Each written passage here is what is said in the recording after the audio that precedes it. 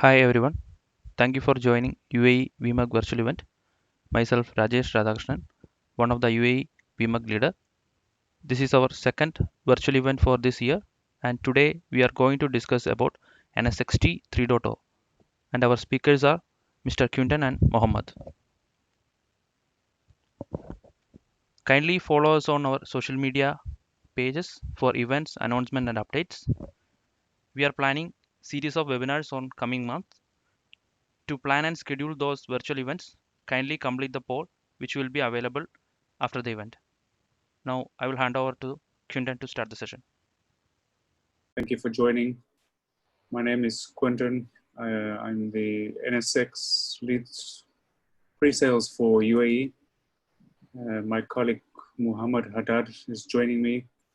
He is the NSX lead for METNA region. So the both of us come from a networking background. I'm sure we've met most of you guys somewhere in the field. Today's session, as it says, we want to give you a quick update on NSX 3.0. It was officially released this month. And it's another one of those huge releases with a lot of new features and functionality and benefits to you and your customers. So let's kick off. So the agenda, as I'll do a quick introduction on 3.0, I will then do some overview on the capabilities we have done in the networking side and cloud scale. And then Mohamad will do the security updates. So focus on the security features in 3.0, followed by a demo that we have set up in our lab. If you have any questions, please post them in the Q&A box. While I am talking, Mohamad will respond. While he's presenting, I will respond. If there's questions that we cannot answer, we'll take a note of it and send it back with the via the Vmug channel. Cool. So I want to start off with just enforcing the strength of the VMware NSX platform and how this platform has actually grown in the last, I would say, 4 to 5 years. I've been in VMware now this month, actually been 4 years when I started working with NSX. And when I started with NSX, I thought, man, what an easy job that I'm gonna have. What an easy task with these better features and functions that we have available in the platform. But the company had an aggressive goal to be the platform that is going to be capable of delivering services on virtual environment, be it VMware, be it KVM, right to the cloud, to multi-workloads. A typical vision slide that makes you think, when does it ever end? But fast forward to where we are today, and honestly, we have delivered on what is a full function platform. So NSX gives you switching, routing, firewalling, IDS, which you'll be introduced tonight, load balancing / WAF via the acquisition of AVI, service mesh capabilities, and monitoring analytics. Now, if we go and compare this to our competitors, sure, everybody has a piece somewhere. This is just looking at the virtual machine world. So the traditional workloads that we are all capable, all used to dealing with. If we expand that to what is happening in the application world and looking at where all the cloud native applications is going, we see a totally different mix of vendors. Now, some of the guys and the traditional vendors are playing around in some of these pieces, but you will see that as an end user or as an administrator, you will be exposed to a whole bunch of new tools, which most of us has probably not even seen of or not even heard of. And all of these are individually managed and monitored and worked through. So NSX is that platform that's going to give you the end-to-end stack, fully automated via our automation tools or via open automation tools that you may choose from. So definitely a fully capable platform today, and something definitely that we are proud of in VMware and definitely to put our name behind. So let's look at the VMware as an NSBU. So we have what is called Network and Security Business Unit. we have a few products or solutions that are actually now part of the NSX portfolio. We used to just talk about NSX data center here on the bottom left, and that was the networking and security stack. We moved into NSX Cloud, NSX Intelligence, distributed IDS, which we're going to launch today, and a bunch of other features and functions that are now part of our portfolio. The session for today and the actual 3.0 release is focusing on these 4 blocks here. We are not going to cover everything in detail. The idea is to have an overview of the key features and then follow-up sessions where we will take potentially security as a 1 or 2 hour use case and then go much deeper into the details of what you're going to see. So if you haven't seen the release notes, this is quite a busy slide, but it just shows you how big 3.0 is as a release for VMware. I'm going to cover the multi-site federation piece. I will cover a little bit on this layer 3 edge, some of the functions that's coming out. And Mohamad is going to cover this distributed IDS. He will cover the bare metal piece. What does that mean from NSX standpoint? We now have a micro-segmentation planning tool inside NSX-T. Mohamad will cover a little bit of that. What you'll notice here is some features and functions that might have been missing or things you've been waiting for. One of these is LDAP. So you can now do direct LDAP integration from NSX Manager instead of having to go via VIDM. Another key change here is the converged VDS. So using vSphere 7, we use VDS only. Mohamad is going to give you more details on that. Another very nice tool here is this network topology visualization. I will actually show you this in the demo. What else here that stands out? Something on the far top right, distributed load balancing. Today, this is only supported in the container environment. So you'll see this in the data sheet. If we look at, there was another feature under security. Another one here that Mohamad will cover, which is also new in 3.0, URL categorization and reputation scores. So you can see there's a bunch of new stuff that has come out and some stuff that is totally new features like layer 3 multicast, IDS. But yeah, we will get into more details as the product or as we get more sessions going. So one thing I want to touch as well, there's been a change or an update in the licensing SKUs or packaging of the bundles. We still have standard, professional, advanced, and enterprise plus like you're used to in the last sort of 2 years. But we have shuffled some features around. And you'll now see that what used to be in enterprise plus, the stateful layer 7 DFW capabilities, that is now moved into the advanced license. The URL whitelisting is moved into in advanced license. Some of the VRF functions I'm going to show you that sits in advanced, not mentioned here. But the key to notice here is also the distributed IDA or IPS IDS license. This is an add-on license. It is not built into any of the SKUs. You have to have a minimum of advanced or enterprise plus to actually use this functionality on your hosts. And we will talk about how is it functionally coming to life. In Enterprise Plus, what has been added to Enterprise Plus is Federation. So I'm going to show you what is Federation. Federation requires a minimum of Enterprise Plus license on all the hosts. Another feature that is not mentioned here that is in Enterprise Plus is the L3 EVPN function, or L2 EVPN, sorry. Cool. Federation. Sorry, I just want to move this bar on my screen. So Federation main address or challenge that it's addressing is that if you think in NSX-V, we had what was called cross vCenter, and it was very good for the cross-site networking, stretching networks, universal objects. But there was always challenges with the actual recovery of the managers, the security policy limitations of using tags and IP addresses was not liked by many customers. What you will find in NSX and Federation, all of that goes out the window. You now have full support and functionality on the security profiles, how you can mix and match security groups, local objects, global objects.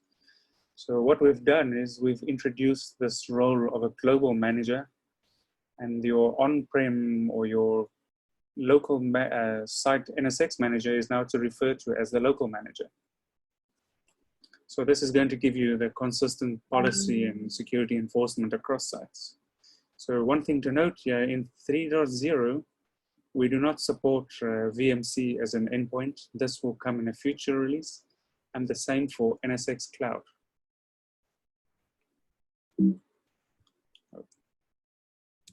So let's see, how does this work? We deploy the global managers in a cluster. The admin will configure the security policy from the global manager. And depending on how you've created the groups, you can decide if that group is stretched across one location, two locations, or all the locations. So you have that flexibility. But you're going to do the configuration centrally from one place. And then NSX manager will put, or the global manager will push that out to the local managers. And then that security policy will be enforced. So you don't have to do any policy replication or anything like that. And I will show you in the demo later what this actually looks like.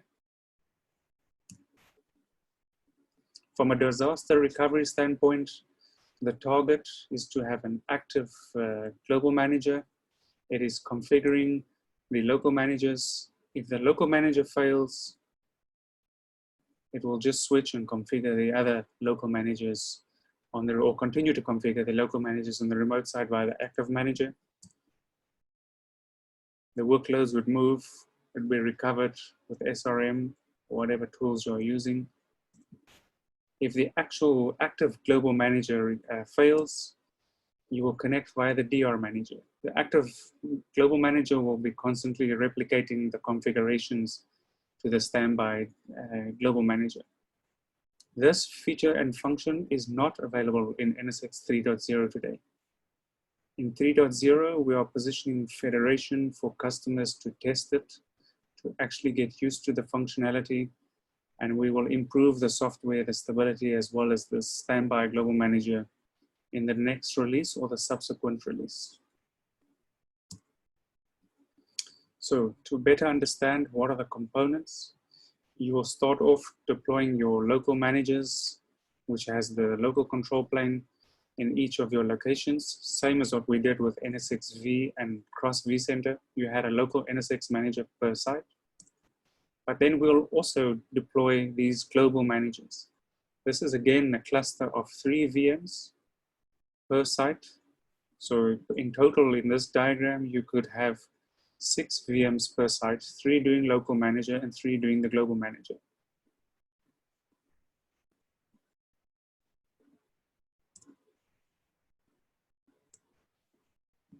So let me just show you what this looks like. So what is the benefits of Federation? What is it that we are trying to address? One is consistent policy across locations, but also give you this in a single pane of glass, and then simplify the DR architecture. Now NSX initially, when it came out in 2.0 or even 1.0, there was no multi-site offering or solution. As the solution scaled in 2.4, 2.5, we improved that. And now in 3.0, I think we're at the final utopia with Federation. So what is available in 3.0, and this is what I have set up in my lab, is a single manager or global manager in one site with the local managers spread across multiple sites. The first use case can be just doing micro segmentation, so just security. There's no overlay networks happening here. So this is just synchronizing my security policy across multiple managers. There is now a communication that is actually happening from the local manager standpoint between locations that is sharing security objects between them. So there's a new channel of communication happening between the local managers. And then obviously the second use case is adding the routing to that. So in my lab or my demo that I will show you later, My topology looks very similar to this, except that I have two sides. So a stretched T0, T1 stretched, and some workflows connected to that with a synchronized security policy. So the next feature and function I'm going to talk about is VRF Lite. If you come from a networking background, you'll know you have this concept of VRF Lite or VRF in the MPLS world. VRF Lite is the same, except that you don't have MP, BGP, and at least labels being shared.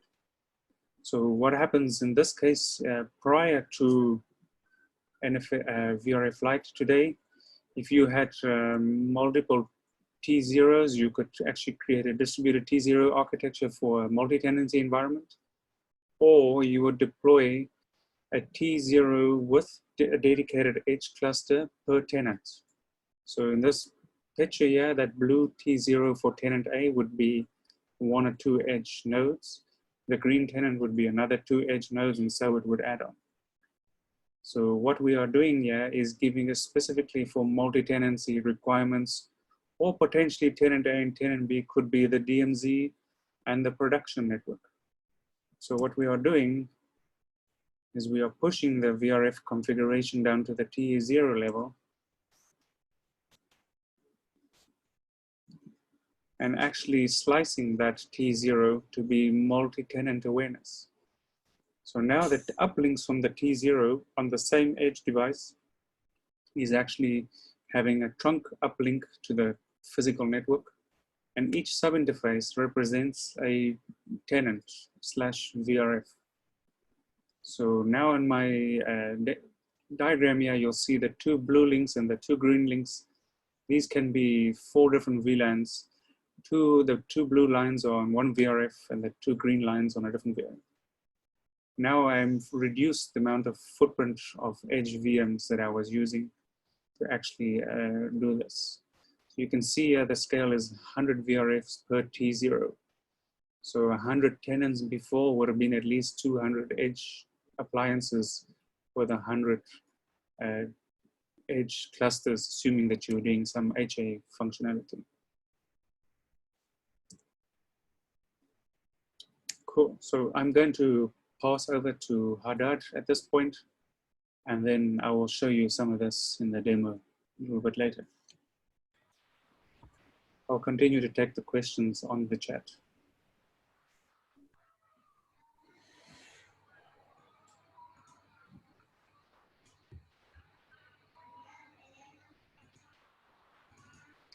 Guys, please send the questions on the Q&A and not directly to me as private message, because I would not see it while I'm presenting, and the same for Haddad.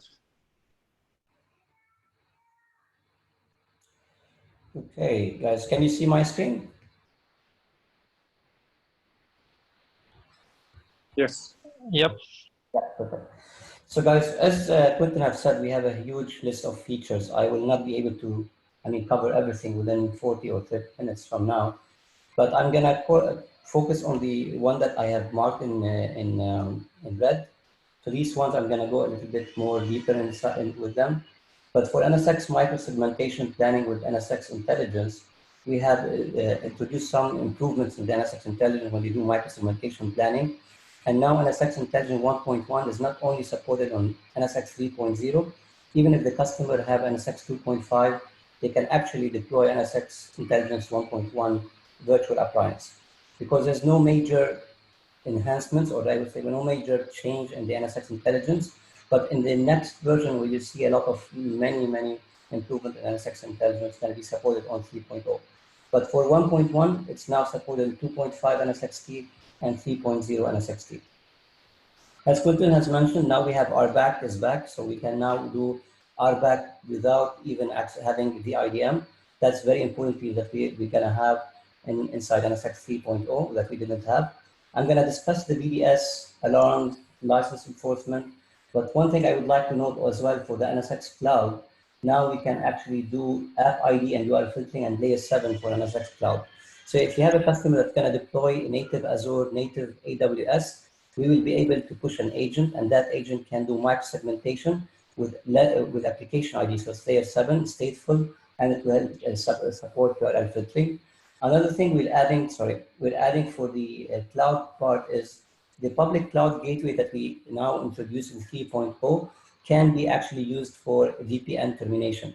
So it can do layer 3 VPN termination, it can run BGP over that layer 3 VPN, and not only this, it can go up to 10 gig of throughput.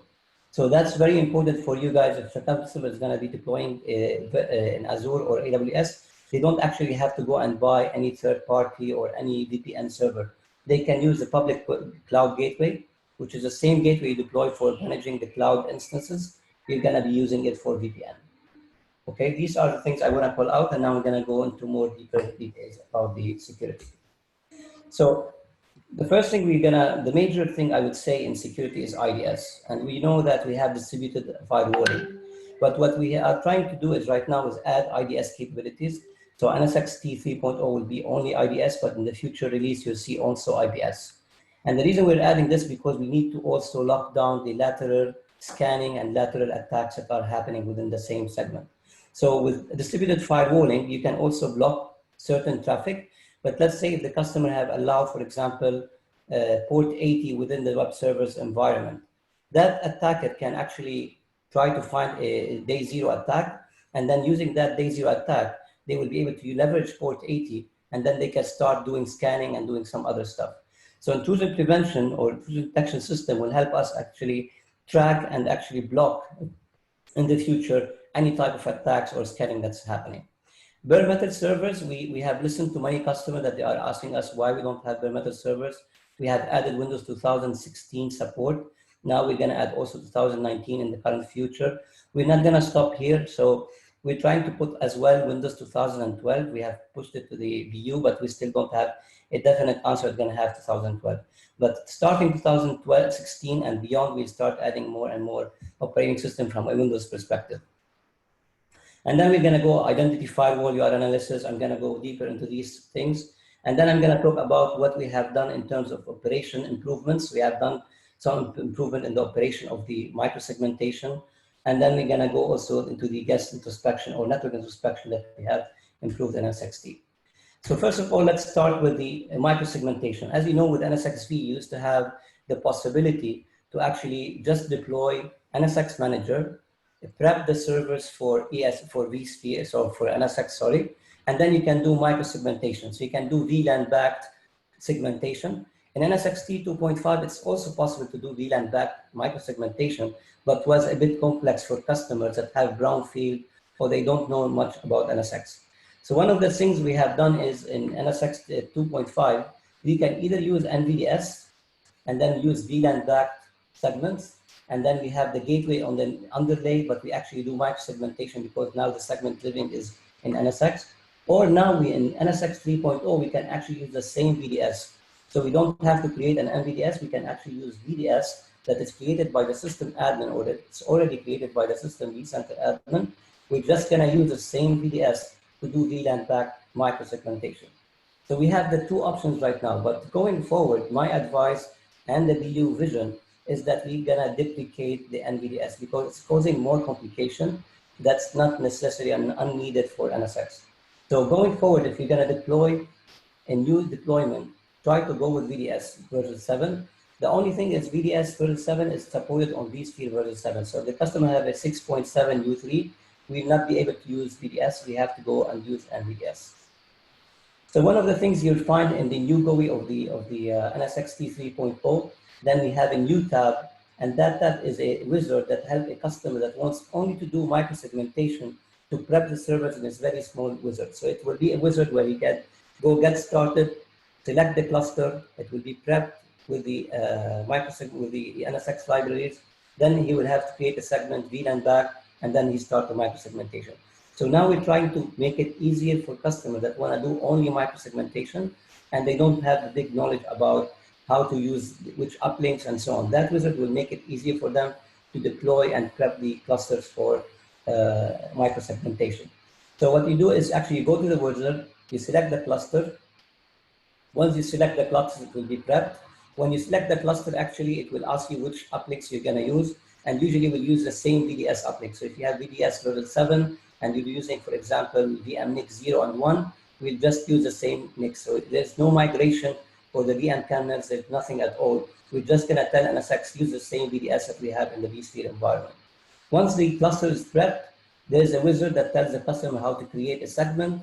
And once they create a segment, the vCenter admin will log into the vCenter, move the VMs, and then the security admin will start be able to do security policy. So that is mainly a wizard for a basic microsegmentation VLAN back that for customer to make it easier for them. Now on the identity firewall updates, now we support authentication or domain control in Windows 2019. That was not possible before NSX 3.0. We still need the drivers to be installed, introspection and network introspection to do identity firewalling. From enforcement perspective, we only support 2000 up to 2016 and not beyond. So in the future, you'll see also enforcement being applied on 2019, Windows 2019 server. Right now, we're supporting 2019 server only for authentication. In the future, you'll see it also for enforcement on VDI or on RDSH or also on the server standalone deployment. Now, traditional IPS, just one more note about this. On a VDI environment, we support Windows 2019, and also we support ICMP, UDP, and TCP policies. For RDSH, we're going to support only TCP and UDP policies. If we create an ICMP rule, it's not going to be applied. It's going to be only supporting RDSH, TCP, and UDP rules. However, VDI will support all the protocols. Now, IPS. We all know that IPS is a very, I would say, very primary function inside the data center. However, the problem of IDS, physical IDS, is you need to hairpin the traffic to the IDS. So if you don't hairpin the traffic to the IDS, you'll not be able to inspect the traffic. But if you want to install an IDS for a data center, you end up having an IDS sitting somewhere on the concentration point, where it's very close to the core or to the firewall or inside the firewall as a function inside the firewall in a data center. Now, the problem you face is throughput, because if you're going to push everything through the IPS, then the IPS have a limitation on the throughput. You're limiting all your 40 and 10 gig connections to be only limited to the IPS throughput. So what customers end up with is just selecting certain traffic to be inspected, leaving other unnecessary or let's say less crucial traffic not to be inspected. And the other thing is the lack of vMotion. So when you move a VM from one location to the other, or from one DC to the other, for example, the IDS doesn't sync between the appliances. So some of the IDS vendors, they don't have a sync table between the IDS. So if one IDS goes down, everything, the sessions have to reestablish, and then they have to do inspection on the second appliance that is in the data center. What we are trying to do with NSX IDS is take this IDS functionality and put it inside the hypervisor. It's going to be a distributed IDS. In the meantime, in the future, it's going to be IDS and IPS. So we're going to have inside the hypervisor a stateful table and a flow table dedicated for IPS, so that any traffic going to that VM will be inspected based on a profile that you apply to the hosts. So in that case, you can now scale your VMs easily. You can move your VMs from one host to the other, and you're not going to have any drops in the traffic if you vMotion the VM from one host to the other, because everything is applied in the kernel, and we have a stateful or a flow table that's also going to be migrated with the VM when you move it from one host to the other.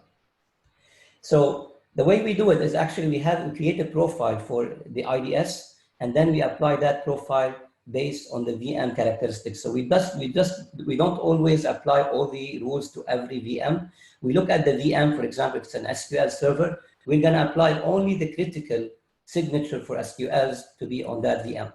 That makes our IDS very effective and very performing, because instead of having all the IDS rules being scanned by every VM, now every VM will profile it as an Oracle SQL, because we get all this context information from the VMware tools installed. We'll be able to tell that this is an SQL server, and when we apply the policy of critical IDS signatures, we're not going to push like 11,000 or 7,000 of rules. We're going to only, signatures. We're going to only push the signatures for SQL or for Oracle for that machine.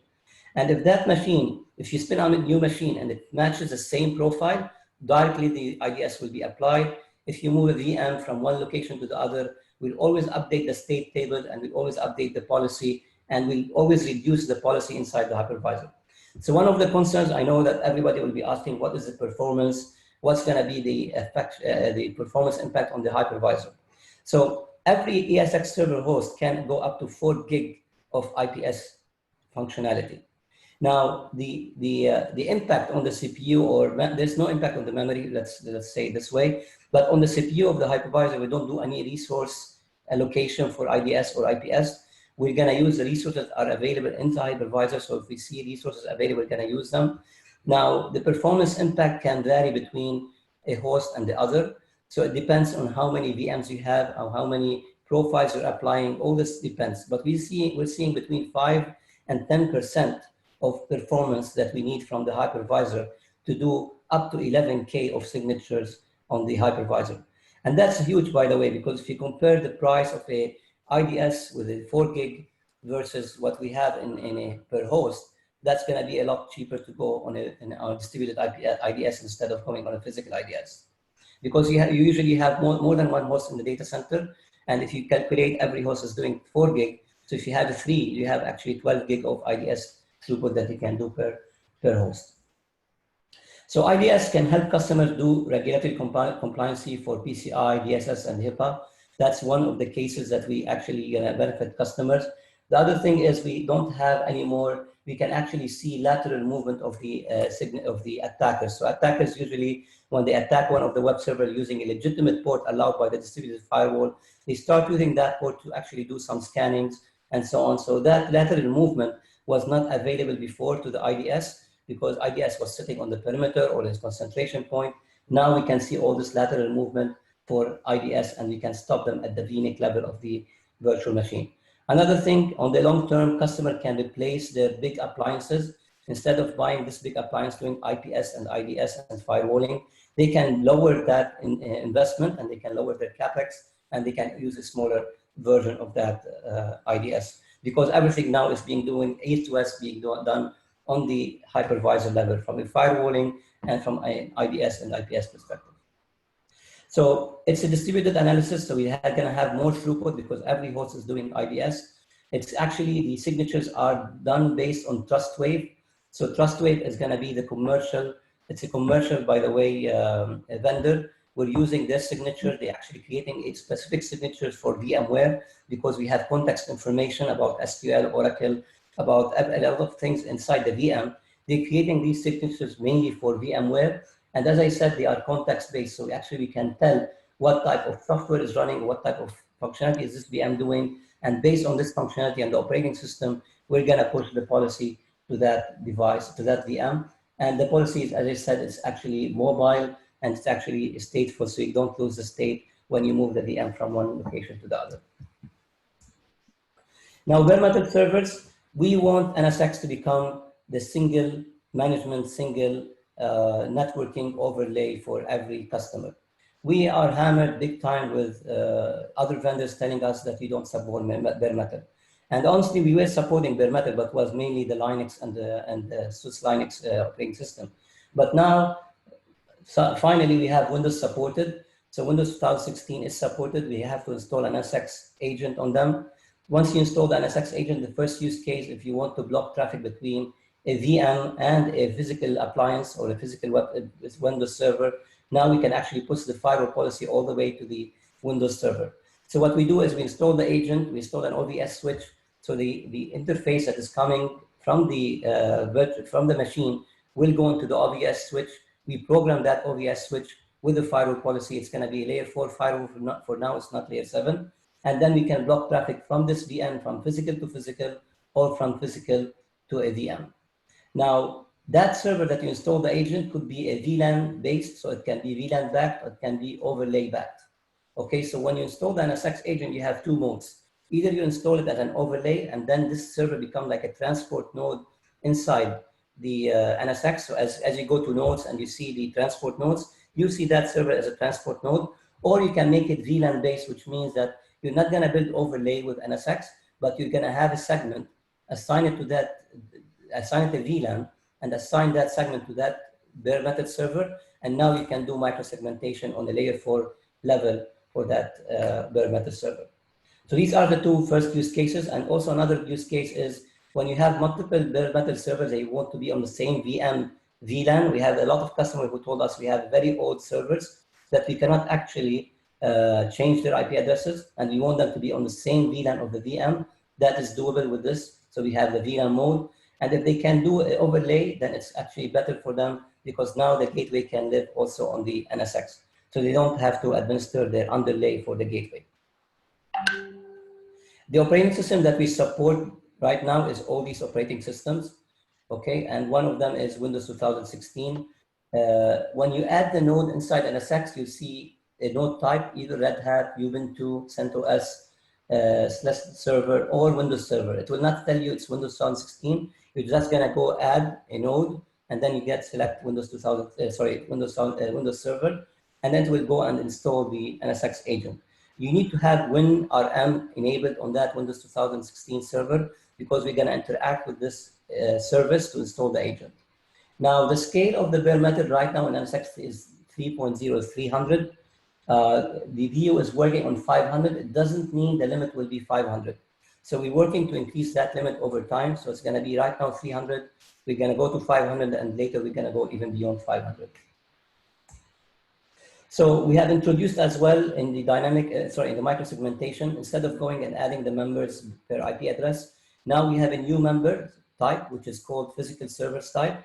So when you go inside the NSX to do microsegmentation, you can go and select the members based on the physical servers, and then you see all the servers and you can add them to the membership of the group to do microsegmentation.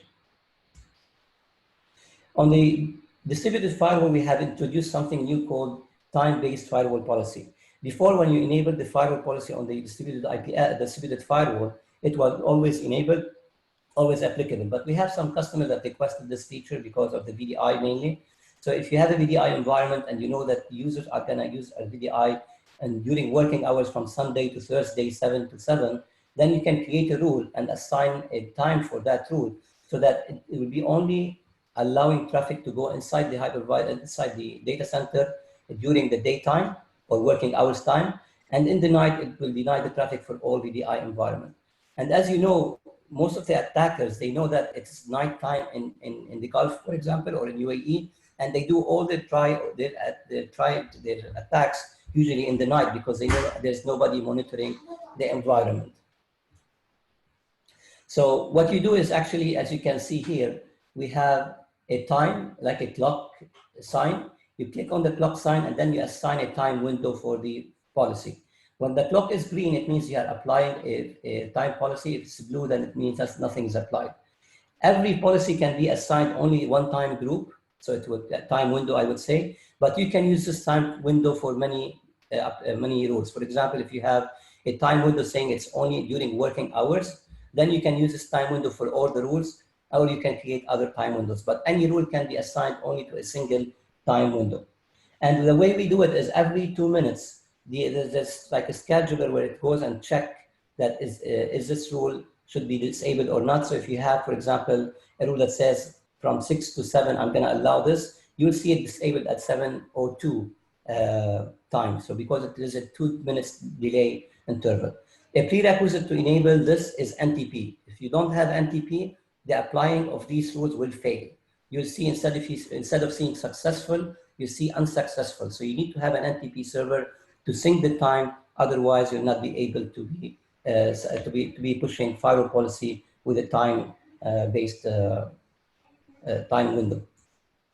Okay, as you can see here, we're creating a time window. We're setting the UTC time or the local transport time, and then we can say which time, which days, and when it starts, when it ends, from what time to what time. The timing is increased by 30 minutes. So you can say 7:30, 8, 8:30. You cannot say 8:15 or 8:10.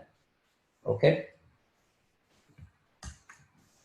URL analysis. This is a very nice feature, by the way. I was very happy to see it. We are adding URL analysis for analysis purpose only. So now we can have from web root all the categories of all the websites are being accessed in the data center. And that's very, very, I would say, beneficial for customers because now any traffic going outside your data center will be inspected and it will be telling you which website you're accessing. So we're going to have web root. We're going to get all the information from web root. We're going to download it to the VMware cloud. And then we can have these reputation filtering and reputation, I would say, the scores for every domain that being accessed to the internet. So one thing to note here is for VDI environment, that's very, very important because if a customer have a VDI environment, that's going to be very beneficial because VDI desktop sits inside the data center, and now we can monitor what users are trying to access from their VDI environment.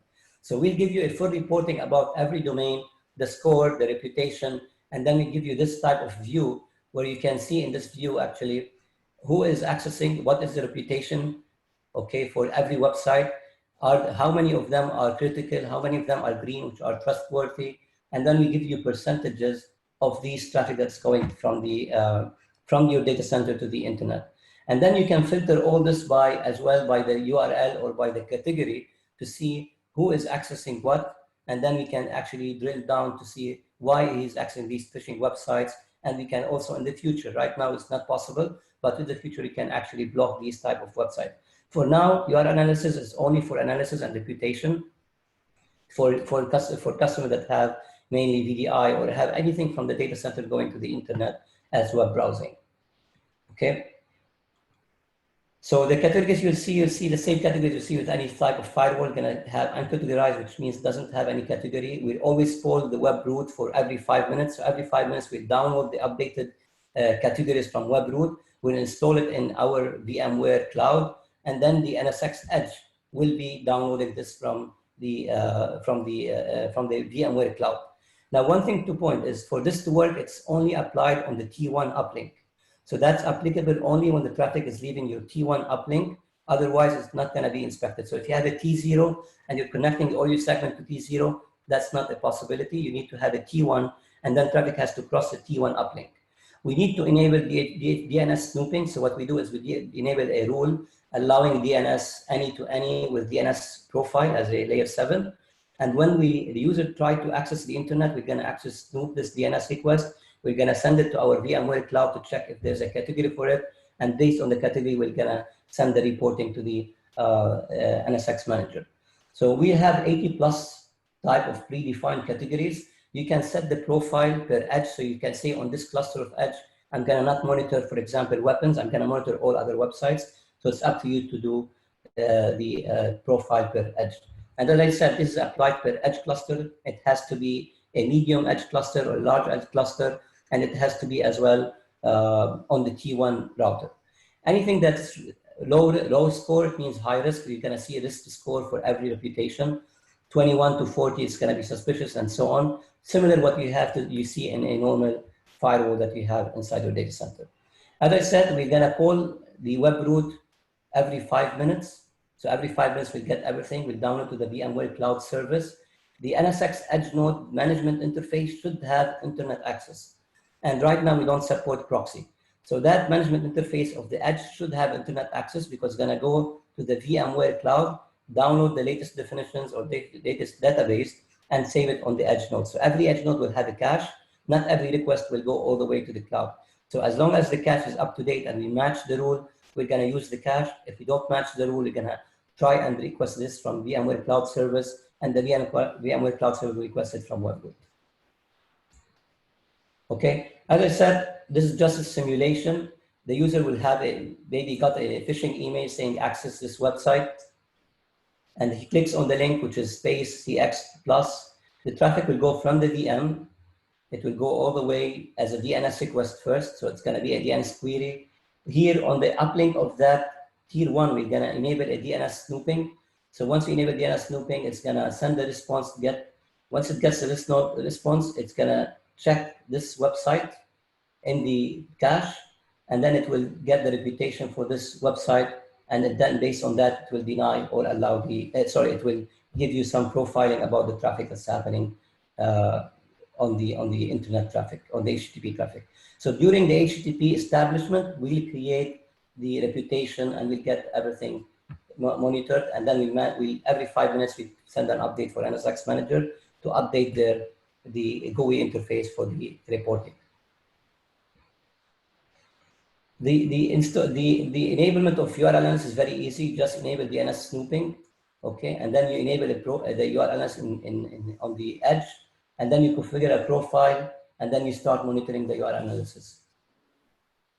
As I said, you need to have a medium type of edge cluster. It cannot be a small edge cluster because we have to initiate services instance. So we need to have the medium instance for that. Now, north-south network introspection. Before, we used to have network introspection east-west. And for network introspection east-west, we used to be able to do service training. So we can send the traffic to multiple service endpoints to do inspection. So you can send it to one NG firewall, another NG firewall, and then to Gigamon, for example. We used to do service training. On the uplink of the T0, we were not able to do this. We were not able only to do service training one service training only. So we will be able to do service training only to one type of service endpoint that we have, for example, the NetNG firewall. However, in the NSX 3.0, now we can do on the north-south as well, service training to multiple services endpoints. So you can send it to one NG firewall, another NG firewall, and then you can send it also to a Gigamon, for example. So service training on the north-south is improved, and now we can do service training as well on the north-south, not only east-west. Operational enhancements. So before in NSX-T 2.5, we had the problem of the NICs. So if you remember, if a customer have 2-port NICs, he used to have it for VDS. And when you install NSX, we used to tell him, you either need to migrate all your VM kernels to NVDS, or give us another 2 uplinks dedicated for NVDS, which is for NSX NVDS. That was a problem for customers. Many customers had a problem giving you more ports because they didn't have more ports on the server. And even if they had more ports on the server, they may not have enough ports on the top of rack switches. So what we ended up doing is we tell him, okay, we use your existing 2 ports that you have on your NSX ESX server, but now we have to migrate all the VM kernels interfaces to NVDS. And not all the customers are happy to run their VM kernels on the NVDS because they think if that NSX is down, how can they access the management interface of that ESX server? And that was also cumbersome for the clients. And it's very, as well, more complicated to deploy. So in vCenter, you would see multiple type of port groups. You would see the standard port group, you'll see the distributed port group, and you'll see also the NSX, what we call opaque port group. All these were type of port groups, and also it was creating more confusion for customer, which port group is what. And some of them don't know the difference in the icons, so they didn't know which one is created by NSX, which one created by VSS, or which one is created by DVS. In NSX 3.0, if you have an existing customer that have VDS 7.0 and vSphere 7.0, we can actually use the same VDS, we can actually use the same port groups, so we don't have to ask for a new VM NICs, and we don't have to migrate the VM kernel anymore. So the same VDS, we're just gonna install the libraries for NSX, and then we can use it as an overlay. That will make the deployment simpler. We don't want to request more ports. We don't want to migrate any VM kernel interfaces and cause any downtime for the customers. Okay, now one thing to note, VDS v7 requires vSphere 7. vSphere 7 is not compatible or does not have the libraries for NSX 2.5. So NSX 2.5 is not supported under vSphere 7. If you're gonna go to NSX 3.0 with vSphere 7, you need first of all to upgrade to NSX 3.0, and then you upgrade your environment from vSphere 6.7 to vSphere 7. One thing you have improved as well in the tagging. So now in the inventory, you'll see a tab called tags, and now you can see every tag and who is assigned to this tag. The problem we had before is if we have, let's say, 100 VMs and we want to assign a tag for every VM, we had to go to every VM, click on it, click edit, add the tag, and then submit.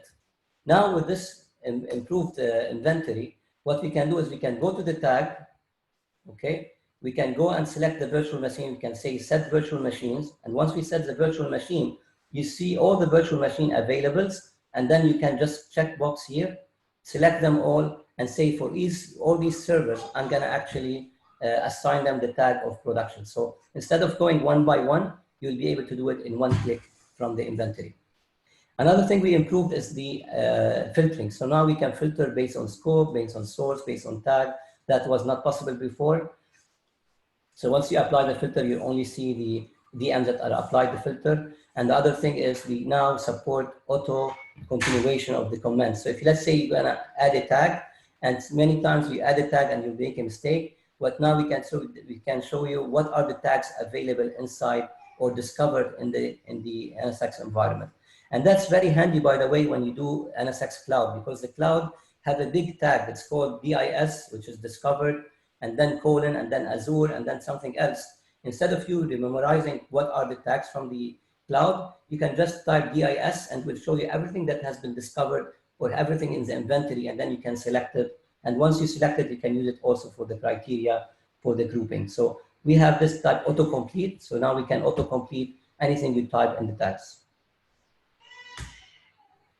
We have added also the possibility to import IP addresses and export IP addresses. We had multiple customers asking if we're going to add a lot of IP addresses, how can we add them? And it was prone to error because you're adding them manually. Now we can support a CSV file to actually upload the via Excel sheet or CSV file, all the IP addresses, and use them in NSX. There's something new in 3.0 as well. Service training, I spoke about it briefly before. So before we used to be able to do service training for NG firewall, IPS, and Gigamon only for east-west traffic. So anything that's going east-west within the virtual machines. When we used to do it on the uplink, it was only limited to one type of service training, either NG firewall or IPS or Netmon. In the current version, we'll be able to actually do service training for all the three together, even for north-south traffic. So even the traffic is coming from out to in, we'll be able to do service training of multiple type of NG type of service endpoints. So if you look at the service training, what happens is traffic will come from the uplink. It will hit the T0. Once it hits the T0, it will match the classifier to go to service training of NG firewall, IPS, Netmon. It will go to all these. Once it's done, it will go back to the destination. So we can do support service training on the uplink of the gateways T0 now. Another thing we have improved is alarms. Alarms is something what was not available in 2.5. Now we can see all the alarms that are happening. We have severity for these alarms. We can set thresholds for these alarms, and we can set SNMP traps. So here you can see all the triggered alarms that we have inside the NSX, and we have severity for every alarm, where you can click on that severity and you can see what is happening for this device or for this edge or this transport node. One thing you can see is as well here on the alarms, you're going to see in every gateway a new tab. It's called alarms. If you look, if there was an alarm, you see if it's yellow, green, or red. If it's red, it means it's critical. You can directly click from this link and you can go to the alarm that's happening on the gateway or the edges or segments or anything. So now we have alarms mapped all the way to the function or to the elements inside NSX. So just to summarize, sorry, I'm running quickly, but because we have limited time, we have improved NSX 3.0 big time. It's becoming the most mature and most robust version that we have from NSX. We'll continue to develop a lot of new features on NSX 3.0. So lead with NSX 3.0 if you have a greenfield or brownfield environment. As long as the customer can go to vSphere 7, it's highly recommended to use VDS instead of using the NVDS, because on the long run, what we see is the NSBU will move away from NVDS and probably we're gonna deprecate or stop supporting NVDS in the future. That's it for me, Quinton. If you wanna go start your lab, please go ahead. Oh, I'm just answering some questions here as well. I think we got through most of it. The last one, can we create DVS switch?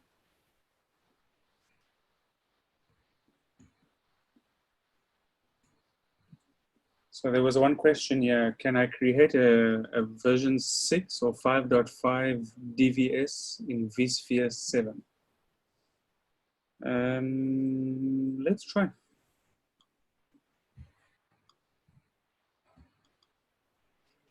Haddad, thanks very much, man. That was, you had about 10,000 more slides than I had. I didn't realize there was so much in that batch. Where's my slides gone? So what I thought I'd do is give you a quick demonstration. I think we're actually doing quite well for time. We might even finish before the hour and a half. So what I thought I'd do a demonstration, just a run through actually what this federation setup looks like. What does the global manager look like? How do you browse around things? I I have some test VMs running in this system to generate traffic for IDS, so I can show you the dashboard, show you some alarms that have been raised. The question on the VDS, I know that you can create at least a 6.7 VDS in the 7 release because I set this up yesterday in our lab. We can check now what versions it supports. One thing I will tell you is that when you are using vSphere 7.0 and the VDS with NSX 3.0, today we do not support vSAN, at least 6.7 vSAN with NSX 3.0 enabled NVDS. So if you're going to, if you have a vSAN environment and your host still on 6.7, do not prep those hosts with NSX 3.0. It is not supported. I spent a full day yesterday trying to see why my vSAN is not working on one cluster to find out that it's actually not supported. That is specifically vSAN in a vSwitch with 6.7. In 7.0, it works fine. My environment, these ESXi compute clusters you see here, is running vSAN. I have a 2 PNIC host just using the VDS. So let's have a look.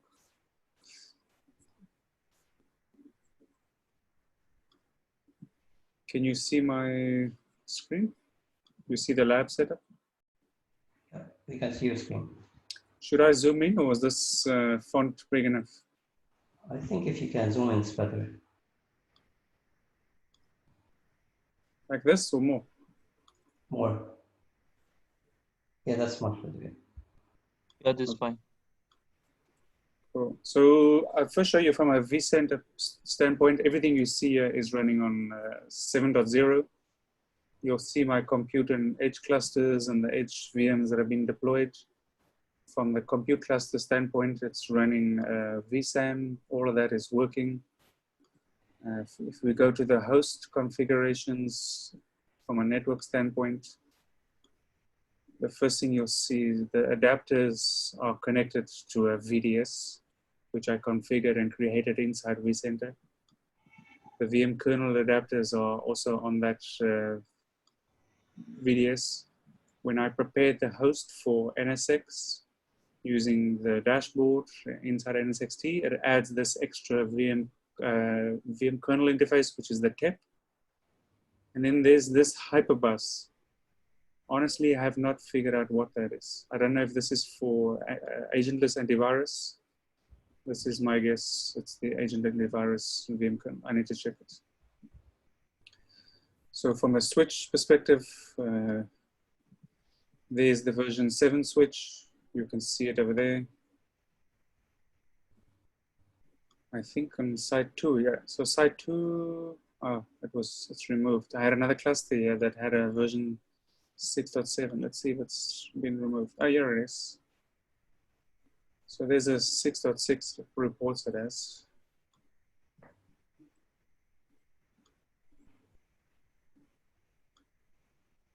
So there's the answer to the question. The oldest VDS you can use is 6.5 in vSphere 7.0. Okay, so let's go to the NSX dashboard. So when you go to NSX dashboard, you now have 2 options. Let me just capture my password. You can either log into the global manager, or you can still continue to log into the local managers. Oh man.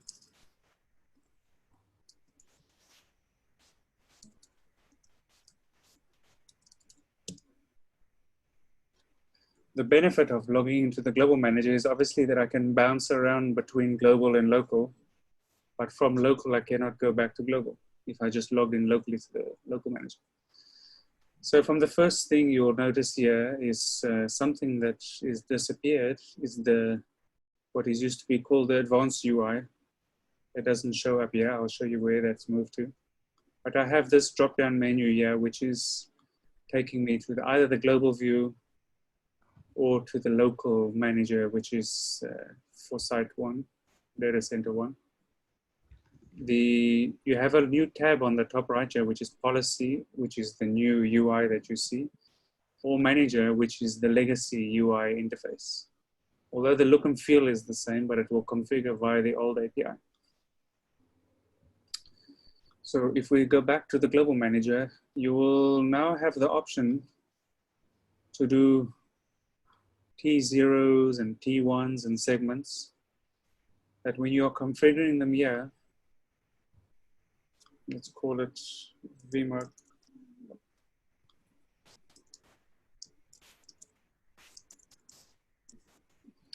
Depending how you're connecting it to a T0 or T1, you might have the flexibility to actually do it across multiple sites or maybe odds and even sites, whatever. But in my case, this T0 is stretched across both sides. So slightly in the dark gray here, you can see this DC1, DC2. So when I attach this segment to that T1, it is going to be configured across both networks. So I'm going to just give it a test IP here.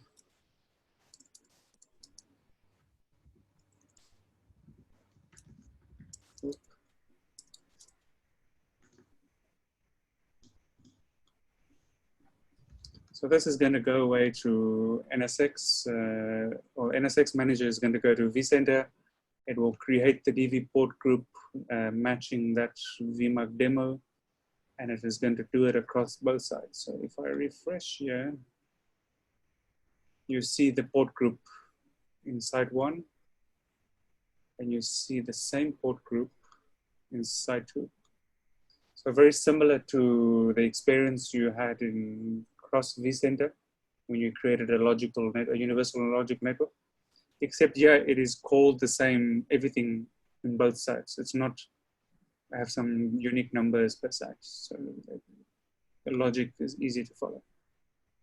So now I've basically added a layer 3 subnet to that T1 across the 2 sites. So from a T0 deployment perspective, in this today, we only support the edge appliance in active-active. So when you deploy the edge nodes for the cluster, they will be in active-active. That means no stateful service on the T0 in 3.0. You add your locations to the setup, and then you would have pre-configured or pre-deployed the edge VMs and edge clusters in the local manager. But then you will just point to that edge clusters and then assign them either primary or secondary. So we will support multiple topologies, active standby, active active, all that kind of stuff. In my setup here, I've just done it active standby. So data center 1 is active, data center 2 is standby. Something to take note in NSX 2.5 multi-site pre-federation, where we could, one NSX manager is doing deployment across 2 sites and I'm stretching a T0. When I assigned my remote site as a secondary site, we automatically did an AS prepend on BGP to force that data to be the secondary site. In Federation, it is not happening automatically. You have to go and do that AS prepend using route map and stuff like that. So I've done some setup here using route maps. You'll see on BC2 out is the one where I'm doing I'm just doing adding one AS number to that advertising to force the path primary on site A. The interesting piece here is obviously the interfaces, because now I have 4 edge VMs acting as the T0, 2 of them in site A, 2 of them in site, or 2 of them in site 1, 2 in site 2.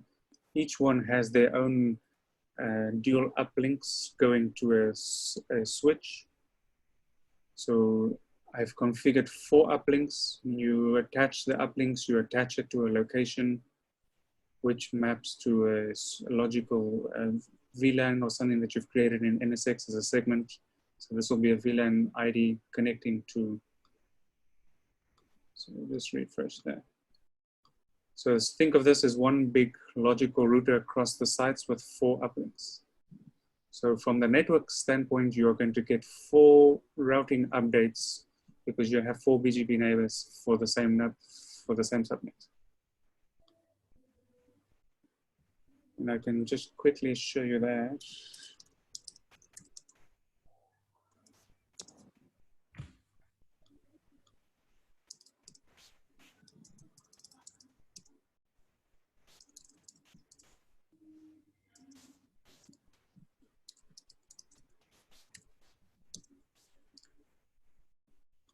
So it might not be too visible on the screen, but you can see I'm learning that update via the Quinton, or because the text is small on the PuTTY and on the NSX, please. Okay. Oh yeah. So NSX, I need to. Sorry, I didn't realize. NSX. Okay. So that should be a little. Is that better on the NSX screen? Yeah, please. Thanks. So the PuTTY, I just wanted to show you that I'm learning the routes. But if I did a show IPBGP for that subnet, you'll see that I'm actually have 4 entries, but because of this ASP band. So again, so you've centralized the routing and networking configuration. And the same goes for the actual security perspective. Today, IDS is not in the Federation dashboard. It is only the distributed firewall and gateway firewall. IDS, IPS would follow. So now you would have a global, like you used to have a universal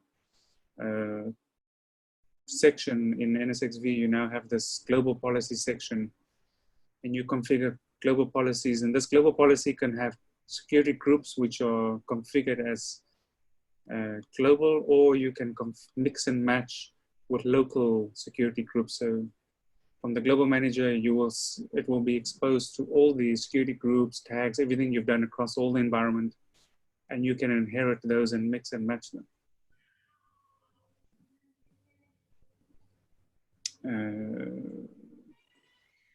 So the look and feel of the dashboard is very similar from global to local. There is some services that you could potentially do on the T1 level, which I've done in this one, because only the T0 is active. Let's take a look now at a local site.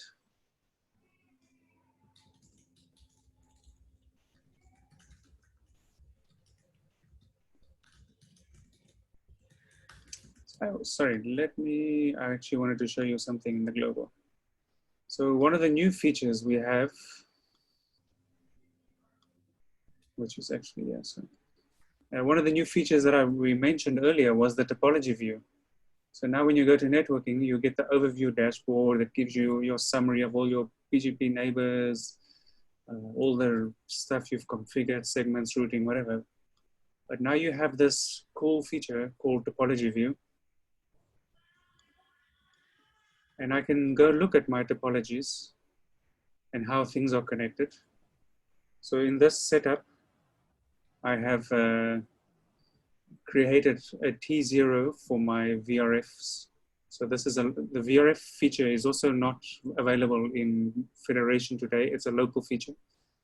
So I created an additional set of T0 edge nodes with a cluster and a T0 with 2 VRFs. So this is 10 and 1 and 10 and 2. So if I go a little bit closer, you actually now see the names. You see the uplinks on the T1. So you can see all the IPs are different. It's unique.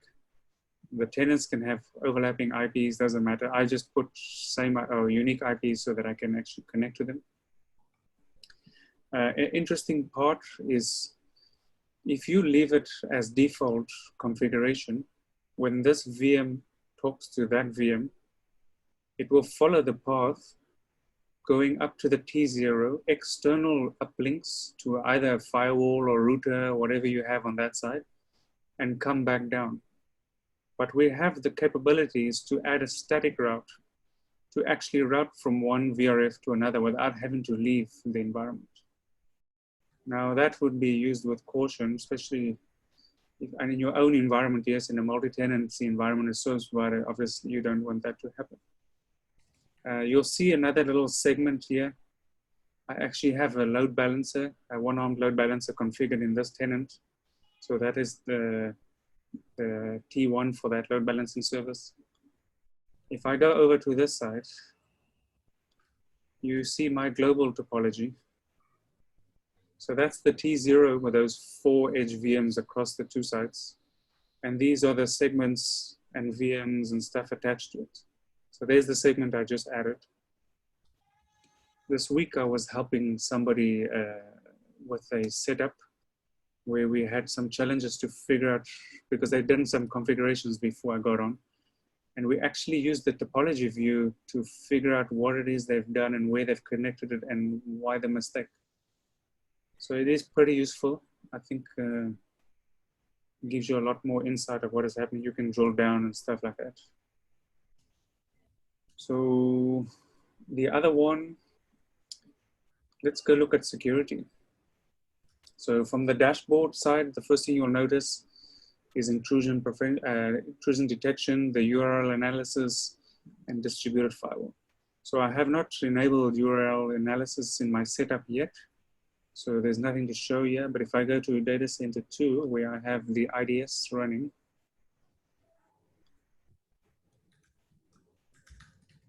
so I have a VM that has some data that it keeps replaying, which is actually a bunch of well-known attacks and things that the VM is trying to do. And you can see all the attempts from my different machines. I have some victims. I have a Metasploit VM that I'm actually simulating some attacks and doing some stuff to create some alarms. So this is just your general dashboard. You can drill down into the distributed IDS dashboard. And this is where all the logs are spotted today in the environment. And all these that are flashing, it unfortunately looks like coronavirus or something. You can go drill down into that and actually see what was that flow, who's the attacker, what is the target, the protocol details, the time of the event, and an IDS rule that's associated to this. So Mohamad spoke about how to implement this. There's some standard settings. You'll start off by enabling either the updates. So the updates can be an automatic update. That means the NSX manager either needs internet access or access via proxy. In my setup, I just have direct access, so it will automatically update it. You can then either enable it on a standalone host or enable it on the clusters. So we spoke earlier about the licensing. You would have to have an additional license for IDS, IPS with minimum advanced and enterprise support. Then what you do is you have the rules configuration. Well, let's go to profiles first. You have some profiles that are built in, and then you can customize profiles. So here I have a profile that is called IDS. So I'm just basically taking all the levels of signatures into that profile. And another one that is just critical and high. And then I'm going to go and create some rules of how to apply this policy. So I created a security group called IPS applications. It's basically just looking for all the VMs that are attached to a segment where I have attached this virtual machine that is doing the simulated data and the actual compromised hosts and stuff like that. So it means all the VMs on that segment, these are the IPs that is detected from all those VMs, will be applied as a source, and any communication that they are talking to, I will apply the profile which I created for all signatures. So it doesn't matter which VM it is, all the signatures will trigger an event if it matches an event, and then just some mix and match of how to do it. But the output is this dashboard. It has some filtering capabilities.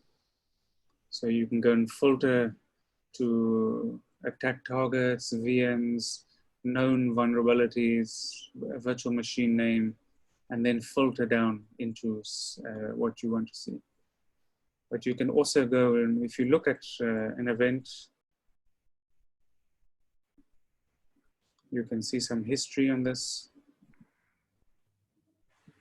Oh, just realized my videos. So I can go look in the logs, what is happening here. So we also support having this exported to something like Splunk. We will continue integrating with all different vendors. You will have the capabilities to do custom signatures, all these kind of nice details.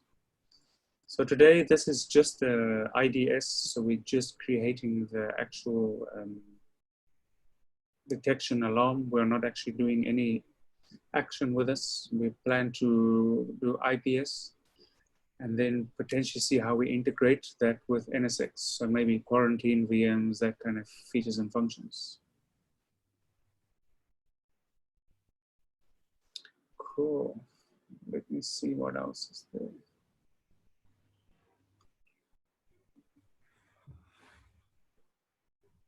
Maybe let's open it up to some questions. And then, oh, the other one, somebody asked me earlier about VRNI. So VRNI also has NSX-T support. So you can go to NSX there. We'll see all the different NSX managers that we have in our setup. If I open it up, what happened?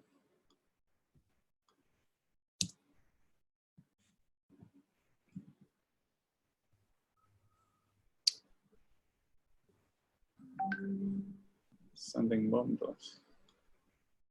Ah, no, that was there.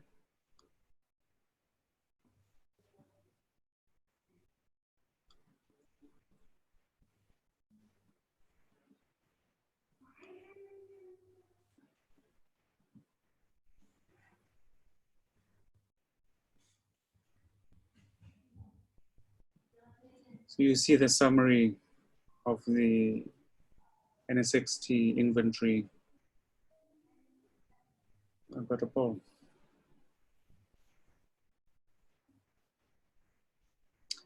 Something else I would show you guys, there was some questions about Kubernetes and stuff. In VRNI, there's this integrated plugin for Kubernetes. I've been working with my colleagues yesterday and today, or actually the last week, to set up this new vSphere integrated Kubernetes platform, and they integrated it with VRNI today. So yeah, you can see all the namespaces and stuff like that. So this is also running on an NSX environment. Then, we have a question. Do we support VROps to monitor NSX-T directly, or it has to be VROps variant and NSX-T? Do you have an answer? I don't believe there's a data pack for NSX-T in VROps. So there used to be this data pack for what of course used to be for NSX-V, but I've actually not tried it in VROps, to be honest. But we did not do any further development on that data pack for some time. Okay. But for Log Insight, if I go open Log Insight,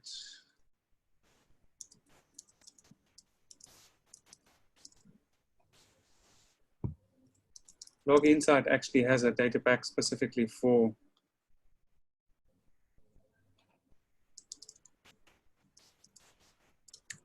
NSX-T.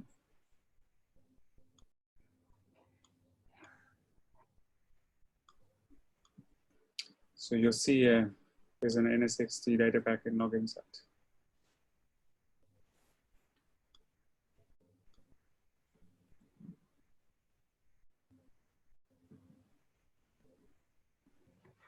Since this is a lab, there will be some errors.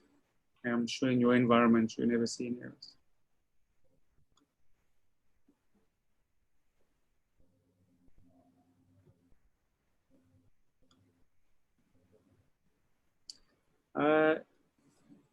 I'm open to any questions or anything else that I might not have showed you that we thought we would show you.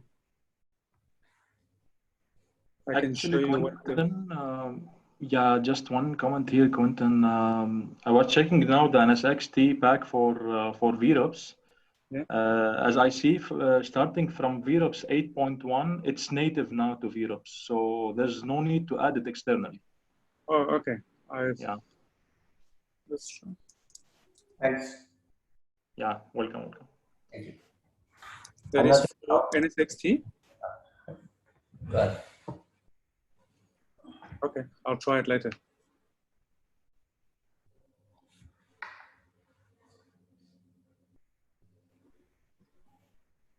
So one thing I will show you the VRF configurations. So I have a T0, which I create as the master, or at least the master of the VRFs, and then within that, once I have that, I can now add a VRF. Call it demo Vmug. I attach it to a T0, which in this case I only have one T0 doing it. It will inherit all the settings from that T0. So I only have one edge appliance applied. And there I have a new VRF configured.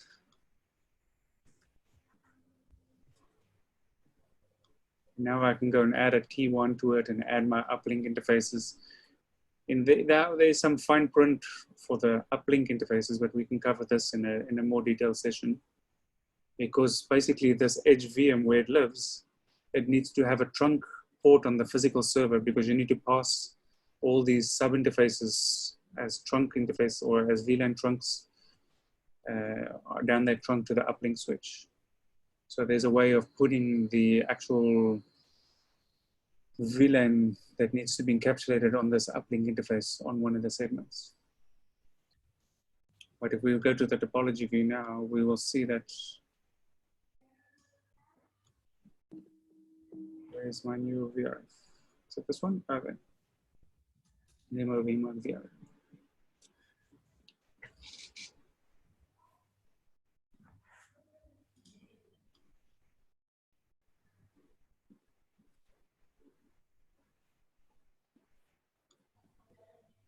Okay, guys, ladies. Is there anybody else that wants to question over the mic or anything that's still in chat that needs to be answered? One question not answered is the policy view versus manager view. Yes. So the policy view, so if you know in NSX, was it 2.4, 2.5, where we came out with this declarative view or declarative policy that we create policies in a much more simpler way that you can create T0, a switch, firewall policies, everything in one API call as opposed to multiple calls. So, and then we showed the dashboard. I don't have it here, but we used to show something called the Advanced Networking and Security, which was the original NSX-T dashboard.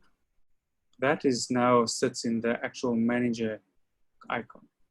If you're using VRA or something on top of NSX-T, like VRA 7 or 4, whatever, it is talking to this UI interface. So yeah, you can see that old look and feel of NSX-T. But what they've done, and I think it was quite nice, is they hid away that advanced networking there to stop people from getting confused. And they've just made it policy and manager. Ideally, we will end up just with policy. We spoke earlier about Active Directory. So if I go to, where is it? Oh yeah. Under users and roles, you now have the option to add your Active Directory. So I've integrated this into our lab Active Directory and then created some local users. You can see myself as an LDAP user. From the fabric standpoint, so there's a question earlier about if we are moving to VDS, is there no dependency on vCenter? What we found, most customers, if not all customers that are using NSX with vSphere environment, the first thing they did was come and add the vCenter into the dashboard so that they can actually expose the compute environment. So yes, you will be tied to vCenter, but what we've seen it as shouldn't be a train smash, because this is what our customers are used to. We will continue to maintain NVDS for the KVM and KVM environments. Oh, one thing I will show you. I spoke earlier, there was a question about the tunnel endpoint interface. So what is new in 3.0 with this federation? You'll see my edge VM here has a tunnel endpoint. So this is the tunnel endpoint for the encapsulated data. But we've added an additional interface to this edge VM. The data that is going from a VM in site A to the data that is, or VM in site B, does not use the host tunnel endpoint, but instead that data is being pushed from the edge VM to edge VM. So the edge VM itself now has a new interface. Oops. Where is it? Not sure. Maybe there we go.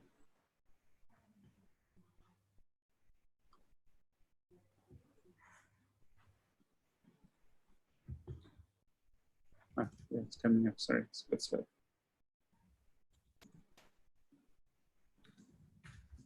Where is my RTEP?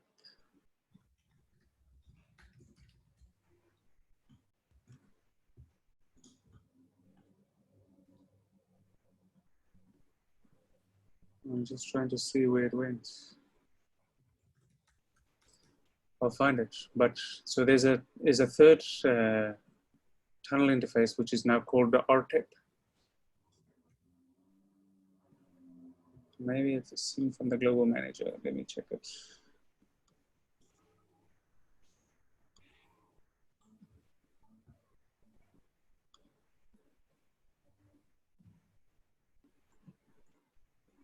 All right, while I find this, let's see if there's any other questions. But just to answer the question, there was that there's an additional tunnel endpoint interface on the edge nodes that is doing the site-to-site data transport.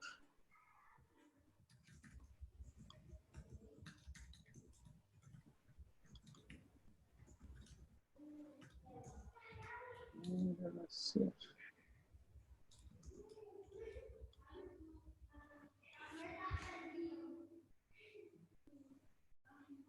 Ah, here we go. No?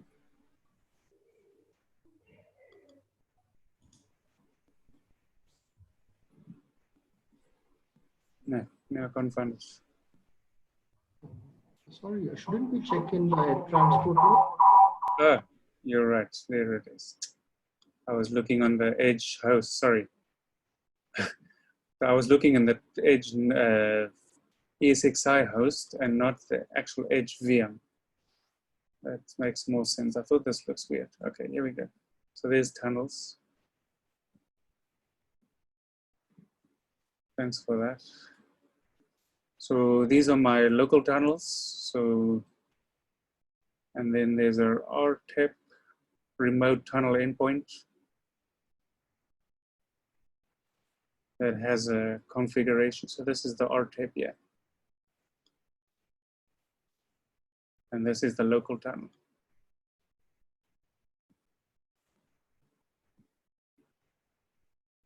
So there's this additional tunnel interface here. We will cover this, I think, in a future session. We will do a more detailed design discussion and routing and everything on federation. Cool. I think we have reached the time now. If there's any other questions, feel free. Quinton, how many sites is supported by a global manager? Today it's 3 in the existing release. Okay. But this will increase to at least 8 in the next release. Yeah. Thank you, man.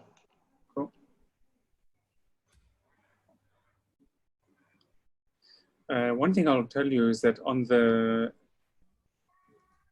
so a nice thing about this federation and the site-to-site communication, one thing that we do support on this tunnel interface is fragmentation. So you don't have this requirement for the 1600 byte MTU. In my setup here, I'm using a 1600 byte MTU because there was a bug in 3.0 in the initial release where you have to use 1600. But the default of this remote tunnel endpoint is actually 1500. So ideally you want to have it not fragmenting, but you now have the capabilities to do this multi-site with routing and firewalling, everything, even traffic sending across without having to force the customer or force your environment to have jumbo or oversized MTU. Cool. Quinton, I believe we reached the end of the session. Okay, so just before you guys go, I'd like just to share, the result of the poll, that we posted on the Zoom session. Okay. Now, most importantly, regarding our sessions in Ramadan, I believe most of you have actually suggested, to have these sessions between 8 p.m. and 10 p.m. Okay, so I believe, we believe in democracy, so we have to go with the majority, but hopefully also this timing is aligned, with our, speakers' availability as well. Okay. The second point also regarding the most topics, that requested. Top one is the NSX-T 3.0 deep dive. I believe we'll have definitely future sessions focusing on specific, features as a follow-up, after this session. Secondly, vSphere 7, I believe the next session will be covering vSphere 7 as an overview. Coming in third place is Kubernetes 101. We'll definitely arrange something like this in the near future. So if you guys have any more questions, suggestions, you can send it to us on any of our channels, that Raj already shared with you. And we wish you Ramadan Kareem. This is the official Ramadan greeting, and hopefully we see you soon in the next session, whether you are from UAE or actually from any nearby time zone. Thank you very much, Marwan. Thank you guys for joining, and have a good evening and stay safe. Yep. Thank you, guys. Many thanks and Mohamad as well, for being with us today. Pleasure, man. No worries. Pleasure. Yes. Thank you, guys. Thank you, everyone. Thanks a lot for joining. Thank you, everyone. Thank you. Thank you.